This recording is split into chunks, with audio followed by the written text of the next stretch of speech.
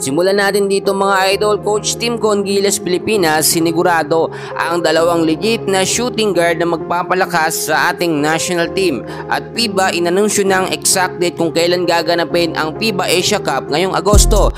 And bago natin yan ipagpatuloy pag-usapan mga idol, please huwag nyo munang kakalimutan na mag-like and subscribe sa ating YouTube channel. Maraming salamat po mga kaibigan. Ngayon ay kumikilos na si Coach Tim Con, ng head coach ng Gilas Pilipinas, para sa official na lineup ng ating national team sa FIBA Asia Cup. Ngayon kasi nakita naman natin, inilabas na ng FIBA kung saang group po tayo, ang ating national team, at medyo may kalakasan din, yung group na ating napasukan. Kasama natin dyan ang Chinese Taipei, New Zealand at Iraq. So ang paghahandaan natin dito ay ito talagang New Zealand, matatangkad ang mga player nila at kaya naman natin, natalo na natin yan. Pero nung that time na natalo ng Gilas ang New Zealand, nandyan si Kai Sotto. Chinese Taipei hindi nang problema, Iraq hindi rin problema. Kinakailangan natin mga kaibigan na makatop 1 dito po sa ating group, sa group D, para officially makapasok na agad tayo sa quarterfinals at makaiwas sa malalakas na team tulad ng Australia at bansang Japan.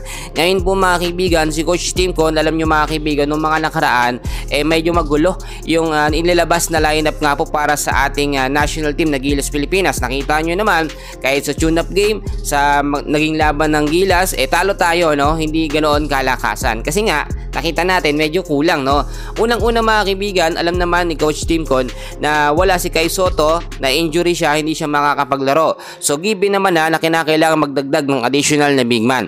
Available naman si Japet Aguilar, sinasabi nila palitan daw. So wag muna, kasi magagamit natin yan. Etong si Junmar Pajardo, yan talaga legit na sentro, hindi dapat yan palitan. At kung titignan ninyo mga kaibigan, magdadagdag pa ng isang big man itong si Coach Tim Con. QMB nga ang ating naririnig, at sabi nga sa update, inaayos na lang mga papeles nito at may sigurado na itong makakapasok sa Gilas. Pero kung sakasakaling magkaroon ng problema, may plan B si Coach Tim Con, si Kuame ang posibleng ipalit. Kung sakali lang naman mga kaibigan ko. Pero ito yung sinasabi ko sa inyo, bukod sa sentro, big man na kailangan din talaga para sa depensa ng Gilas Pilipinas, kailangan natin ng legit po na shooting guard o shooter, outside shooter mga kaibigan. Bakit? Alam nyo, dito sa FIBA Asia Cup, halos ang mga kalaban natin dito matatangkad talaga, Kulang tayo ngayon sa depensa, mahirap mag-drive sa loob, dahil puro matatangkad ang kalaban. Shooting guard talaga ang ating nakikita dito na magiging susi yung mga shooter natin.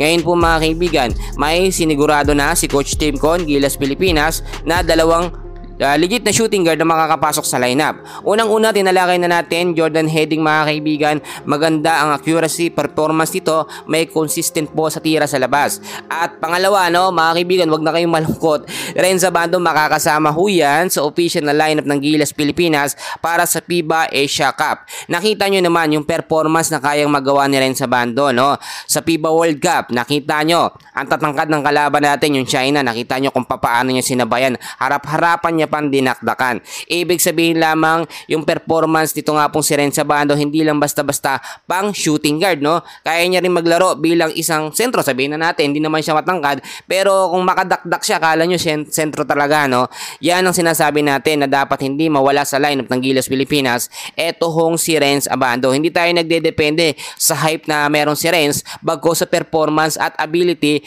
o yung kaya niya maiambag sa ating national team. So pa yan muna ang update natin. And please, huwag niyong kakalimutan na mag-like and subscribe. Maraming salamat po.